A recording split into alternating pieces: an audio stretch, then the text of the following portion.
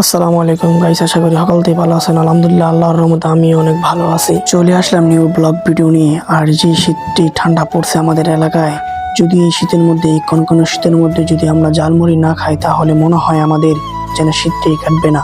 তাই চলে আসলাম ঝালমুড়ি খাওয়ার জন্য। আর ঝালমুড়ির সিক্রেট মশলা যদি না দেওয়া হয় তাহলে তো আরোই ভালো লাগে না। বন্ধু বান্ধব নিয়ে মুড়ি খাওয়ার মজাটাই হলো আলাদা।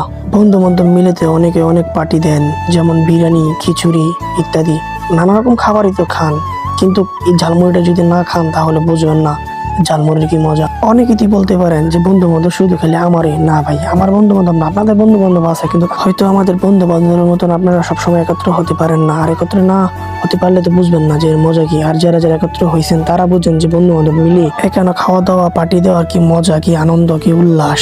এই ভিডিওটা তাদের জন্য, তাদের বন্ধু বান্ধব আছে কিন্তু বহু দূরে, একত্রে মিলতে পারে না, কিছু করতে পারে না, তাদের জন্য মূলত এই ভিডিওটা করা।